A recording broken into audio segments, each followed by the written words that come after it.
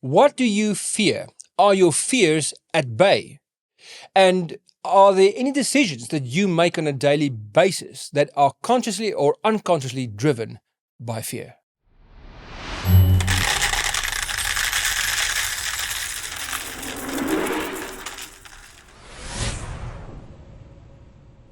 This is Agora Cafe. My name is Rudolf Botha. We talk about where faith meets culture, and so we're going to explore this very, very important question. There is one movie above all that when I think of the idea of faith versus courage, I think of this specific movie, and this is the one called Batman Begins, the first one of the great Christopher Nolan trilogy about Batman.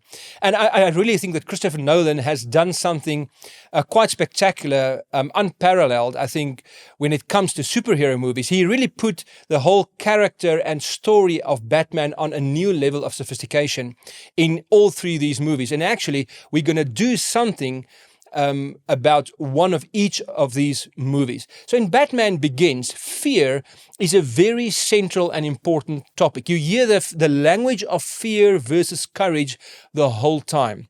You hear Bruce's dad when he reflects back to when his dad died, when he got shot. The words that he says to Bruce is, don't be afraid. The movie starts where Bruce was still a small boy and he fell into a well, and he encountered those bats that frightened him severely, and his dad had to lower himself in and to lift Bruce out. And since that day, Bruce Wayne is severely petrified by bats, and he's a fearful little boy. But when you look at a few years later, when he becomes Batman, it's clear that that fearful little boy became a courageous person. He became a superhero. What happened in between? What happened between the fearful boy that was afraid of a lot of things and when he became Batman, and the adult Bruce Wayne that actually used his own gifts and who he was to the benefit of society? Let's talk about that process. And so it's a very important few minutes to consider how we can actually conquer our own fears. Fear is a very fundamental emotion we all feel, and we all need to conquer it. In the movie, we see that all the time. When Ra's al Ghul is busy training Bruce Wayne in the very beginning of the movie, he lets him breathe in a kind of weird smoky substance, and he says to him, breathe in all your fears, face it. And that is the one important thing that we learn from this movie, is that we need to face our fear. Fear is very important. Later on, when Bruce Wayne encounters Falcone, he actually goes down into the dungeon where the mob boss Falcone resides. He gets in there and without fear tells Falcone, listen, I don't fear you. I came down here to show you I'm not afraid. And then Falcone and Bruce have this to and fro discussion about fear. And of course, Falcone is played by the brilliant Tom Wilkinson, and it's just an awesome conversation to hear. But that already helps you to understand that this movie is to a large extent about fear. So what happened between the fearful boy and the superhero? There are a few things that we can consider. The first thing is, when Bruce fell down, when he experienced loss, he learned to pick himself up. That's a very important line in the movie. Why do we fall down, Bruce? So that we can learn to pick ourselves up. That becomes prevalent right through the storyline and through the plot. Almost at the very end, when Bruce experiences a severe piece of failure, he voices that to Alfred, his butler, and he says, Alfred, I failed as Batman, as a moral person. And so Alfred just repeats that question, Bruce, why do we fall? So that we can learn to pick ourselves up. That's the storyline that his dad taught him since he was very small. He didn't allow his story of sadness and loss to define his actions. He didn't allow his victimhood. He decided explicitly not to become a victim, not to let his identity be determined by his sad story or by the fact that he was a victim at some point. He did what his father told him and taught him to do, and that is to get up and to move on, to decide for yourself. Yes, bad things have happened to me. I've had some trauma in my life. I've experienced a lot of loss, but now I'm an adult. Now I decide. That's power that God actually gives us to conquer our past, to be more than our past. Through the love of Christ, we become conquerors. That's what the Apostle Paul teaches us. When we fall into sin and when we stumble over our own sin time and again, on a daily basis, we know that we are being forgiven by Christ. Our identity are not being determined by our sinful nature or by the mistakes we made or the failures we express, but through the love of Christ that makes us more than conquerors. That becomes our new identity. He merited for us a new identity on Golgotha and Calvary, and that becomes who we are. We accept who He says we are. We are not our failures. We are not our past. That's part of our story, but that's not us. The second part of the story is Bruce overcame his fearful boyish nature by throwing himself into risky situations voluntarily. He chose risk to conquer his own fearfulness. The first thing that he did was, when the movie opens up, we see that he is somewhere in the east. We don't know exactly where, in some kind of jail or concentration camp, if you will. But he chose that voluntarily. He engaged himself into these weird kinds of adventures to learn from life, to learn to acquire courage, and even the whole idea of becoming Batman. Why Batman? Alfred asks him at one point, "So why a bat?" And he says, "That's what I fear." So he used the symbol of his fear and he faced that. There was this iconic moment in the movie where he gets into that same bat cave. He goes down the well as when he was a kid, and he crawled through that hole into the bat cave, knowing that he was going to encounter these scary bats, and they would at one point swirl around him, and he just stood there and faced them, and he started conquering his fear for bats. He started facing it. He actually engaged in these risky situations, in these fearful situations, to teach himself not to fear. Fearful people played safe. They don't go anywhere they've not been before. Fearful people, they think that their morality lies in what they say, their opinions about life. If we look at social media today, people think that they're very, very moral when they have a certain point of view. But that's not quite the message of the Bible. That's also not what we really see in the movie Batman Begins. We see that fearful people try to control. Fearful people only merely use their words. Words aren't wrong, but that's not the only thing. Courageous people do. They don't just have opinions. They actually do the risky thing. They do the right thing. That's why in this movie, deeds are very important.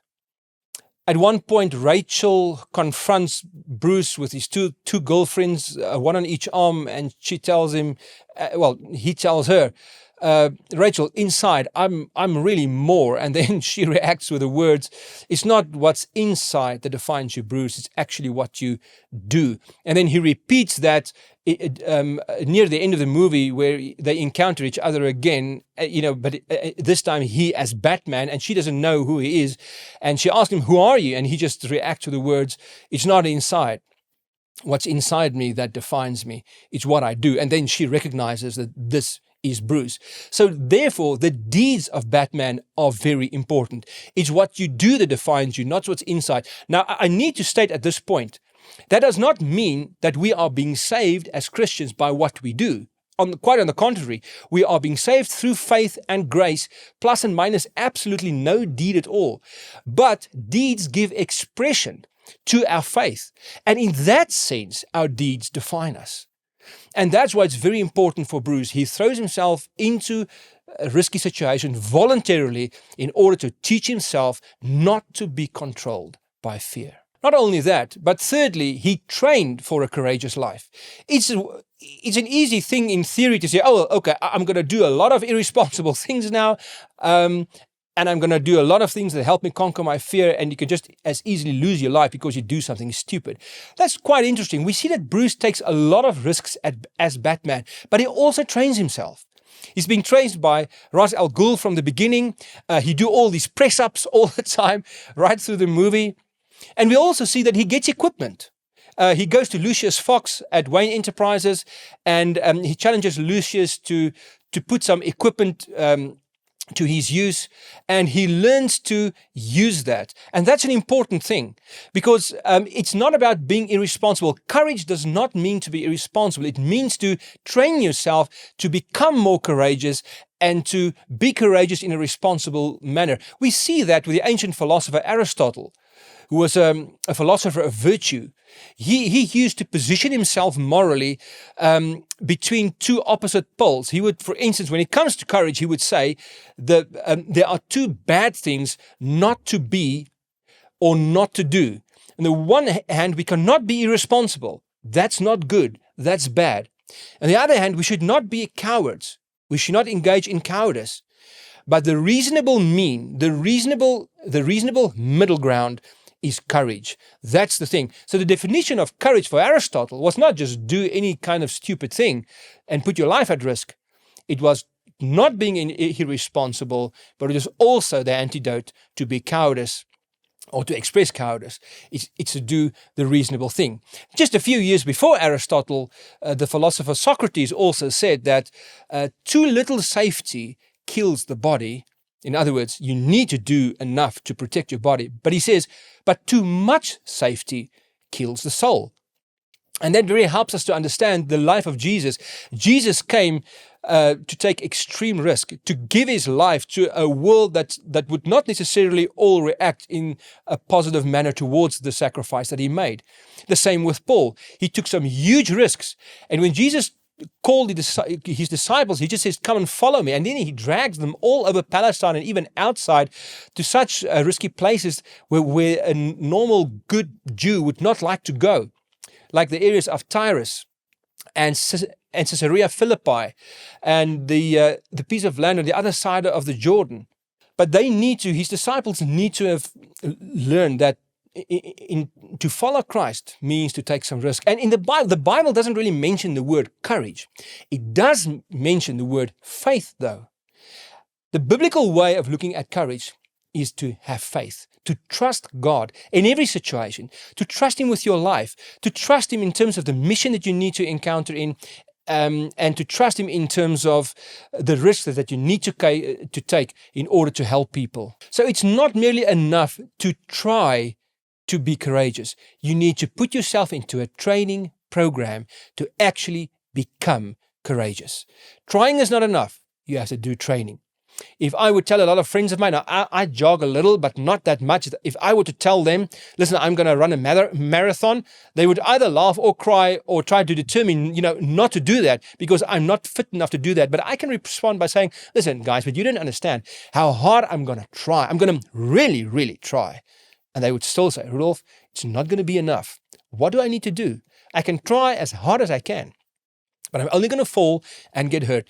But if I know that I'm a part of a training program, getting myself a little fitter each day, running a little more, a little further, and a little faster, and then I know I've got a deadline of about a year or two, and I know within a year or two or a few months, I'm going to be much more fit than I am at the moment. Same with courage. Start with small little things. Train yourself to be courageous. Pray, talk to God about it, and make sure that you do the right thing. And that brings us to the last and fourth point from this movie. And the fourth point is to have courage for the right reasons. Not just to have courage for courage's sake, but to do it for the right reasons. What are the right reasons? Well, Bruce Wayne says it. When he's confronted again in the very end by Ra's al Ghul, they talk.